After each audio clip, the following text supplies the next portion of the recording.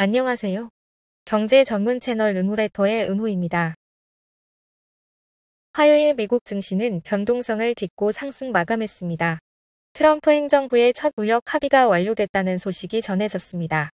유나이티드 파슬 서비스가 올해 2만 명을 추가 감원하고 2025년까지 73개 건물을 폐쇄할 계획을 발표했습니다. 미국의 3월 상품 무역 수지 적자가 1,620억 달러로 사상 최대치를 기록했습니다.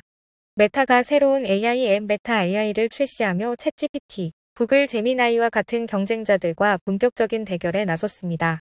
인텔이 파운드리 사업 확대를 위한 새로운 반격에 나섰습니다. 피터 틸이 팔란티어 지분 중 약 1천만 주, 즉 전체의 10%를 개인 채무담보로 제공했습니다. 스타벅스가 2025년 2분기 실적을 발표했습니다. 자세하게 하나씩 살펴볼까요?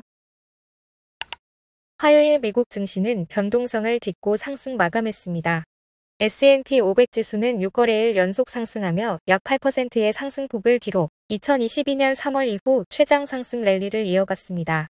S&P 500은 0.58%, 나스닥 지수는 0.55%, 다우 지수는 0.75% 상승했습니다.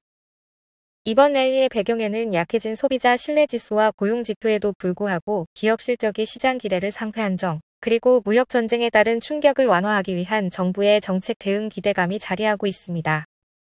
특히 트럼프 대통령은 자동차 관세 부담을 줄이는 행정명령을 서명할 예정이며 상무장관은 주요 무역협정 체결이 임박했다고 밝혀 시장에 긍정적 신호를 보냈습니다. 다만 경기 둔화에 대한 우려도 여전히 남아 있습니다. 3월 미국 상품 무역 수지 적자는 사상 최대치로 확대되었고 컨퍼런스 보드 소비자 신뢰 지수는 2020년 5월 이후 최저 수준으로 떨어졌습니다. 이에 따라 HSBC는 올해 말 S&P 500 목표치를 기존 6,700에서 5,600으로 하향 조정했으며 일부 전략가들은 경기 침체와 경기 침체를 동반한 인플레이션 사이에서 시장의 내러티브가 오락가락할 것이라고 전망했습니다. 트럼프 행정부의 첫 무역 합의가 완료됐다는 소식이 전해졌습니다. 미국 상무장관 하워드 러트닉은 CNBC 인터뷰에서 합의는 끝났지만 상대국 총리와 의회의 승인을 기다리는 중이라며 구체적인 국가명은 밝히지 않았습니다. 이 국가는 중국이 아니며 일본, 한국, 인도 등이 유력 후보로 꼽힙니다. 한편 트럼프 대통령은 자동차 부품에 대한 25% 관세 충격을 완화하기 위해 미국 내 조립 차량에는 최대 15%의 세 공제를 적용할 예정입니다. 이 같은 유화 조치는 미시간 방문 직전 발표되었고 GM은 관련 영향 분석을 이유로 실적 발표를 연기했습니다. 트럼프 정부는 90일간의 관세 유예 기간 동안 최대 90건의 무역 협정을 체결하는 것이 목표이며 이번 합의가 그 첫 사례로 추정됩니다. 불확실성 해소 기대감에 S&P 500은 6일 연속 상승세를 기록하며 투자 심리가 빠르게 회복되고 있습니다. 유나이티드 파슬 서비스가 올해 2만 명을 추가 감원하고 2025년까지 73개 건물을 폐쇄할 계획을 발표했습니다. 이는 아마존 배송 물량이 2026년까지 절반으로 줄어들 것에 대비한 조치입니다. 현재 아마존은 UPS 매출의 12%를 차지하고 있지만 수익성은 오히려 낮아 사업 조정이 필요했습니다. UPS는 지난해에도 경영직을 중심으로 1만 4천 명을 감원한 바 있으며 이번 조치로 2025년까지 약 35억 달러의 비용 절감을 목표로 하고 있습니다. 동시에 미국 중국 무역로는 UPS 국제 부문 매출의 11%를 차지하고 있어 무역 긴장 심화도 리스크로 작용할 전망입니다. 2025년 1분기 UPS는 매출이 다소 감소했음에도 불구하고 순이익 12억 달러를 기록했습니다.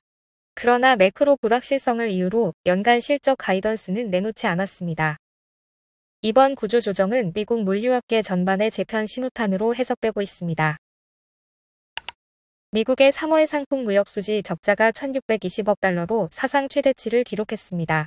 이는 기업들이 트럼프 대통령의 보율 관세 도입에 앞서 수입을 서두른 결과로 분석됩니다. 수입 급증은 GDP 계산상 마이너스 요인이 되며 실제로 모건 스탠리, 골드만삭스, JP모건 등은 1분기 GDP를 줄줄이 하향 조정했습니다. 특히 JP모건은 마이너스 1.75%, 모건 스탠리는 마이너스 1.4%까지 예상하며 경기 위축 가능성을 경고했습니다. 애틀랜타 연준의 GDP 나우 모델도 마이너스 1.5%를 제시하고 있습니다. 다만 이러한 수치는 관세 회피를 위한 일시적 재고 축적 효과일 수 있어 2분기 이후 반등 가능성도 언급됩니다. 전문가들은 관세가 소비자와 기업 심리에 악영향을 주고 있으며 미국 항만물류도 이니 위축되고 있다고 지적했습니다. 트럼프의 해방일 관세가 시장에 어떤 구조적 영향을 줄지는 다음 분기 데이터까지 지켜봐야 한다는 평가가 나옵니다. 메타가 새로운 AI 앱 메타 AI를 출시하며 챗GPT, 구글 제미나이와 같은 경쟁자들과 본격적인 대결에 나섰습니다. 메타 AI는 메타의 최신 대형 언어 모델인 라마4를 기반으로 구동되며 음성 대화 중심의 인터페이스와 SNS 연동 기능이 핵심입니다. 인스타그램, 페이스북, 왓츠앱 등의 데이터를 바탕으로 개인화된 응답을 제공하며 메타의 스마트 안경과도 연동됩니다. 이용자들은 AI 앱에서 AI 활용 사례를 공유하는 피드 기능도 이용할 수 있고, 메타는 이 앱을 통해 사용자 참여도와 생태계 확장을 노리고 있습니다. 또한 개발자를 위한 라마 API 플랫폼과 AI 보안 기능도 함께 공개했으며 고급 기능을 위한 유료 구독 모델도 시험 운영할 예정입니다. 이 모든 발표는 메타의 첫 AI 개발자 행사 라마콘에서 공개됐으며 메타는 AI 중심 기업으로의 전환의 속도를 내고 있습니다. 인텔이 파운드리 사업 확대를 위한 새로운 반격에 나섰습니다. 이번에 공개된 14A 공정은 기존 18A 공정의 후속 기술로 고NA EUV 장비와 차세대 전력 전달 기술을 포함해 2025년 이후 양산이 목표입니다. 인텔은 14A 공정에 대해 여러 고객사들이 테스트 칩 제작을 준비하고 있다고 밝혔으며 브로드컴과 엔비디아 역시 18A 공정을 시험한 바 있습니다. 새로운 CEO 리포타는 파운드리 사업은 계속간다며 고객의 피드백을 중심으로 신뢰를 쌓겠다고 선언했습니다. 실제로 1분기 인텔의 파운드리 부문 매출은 47억 달러로 기대를 웃돌았지만 이 중 일부는 관세를 회피하려는 선주문 영향으로 분석됩니다. 인텔은 여전히 AI 가속기 경쟁에서 엔비디아에 밀리고 있는 상황이지만 파운드리 고객 확보를 통해 새로운 돌파구를 모색하고 있습니다. 피터 틸이 팔란티어 지분 중 약 1천만 주, 즉 전체의 10%를 개인 채무담보로 제공했습니다. 이 지분의 가치는 약 12억 달러에 달합니다. 팔란티어의 정기 보고서에 따르면 이번 담보 제공은 틸이 해당 회사 지분을 담보로 설정한 첫 사례입니다.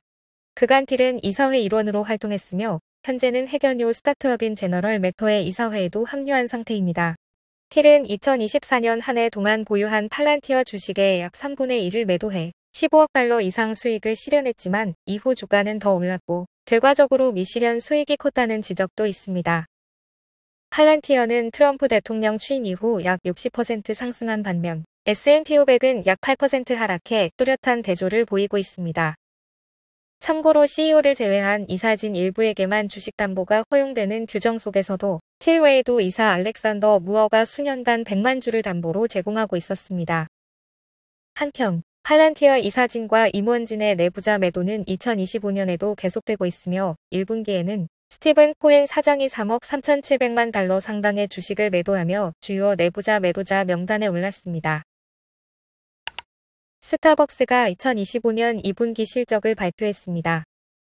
조정 주당 순이익은 41센트, 매출은 87억 6천만 달러로 시장 기대치였던 49센트, 88억 2천만 달러를 모두 함회했습니다.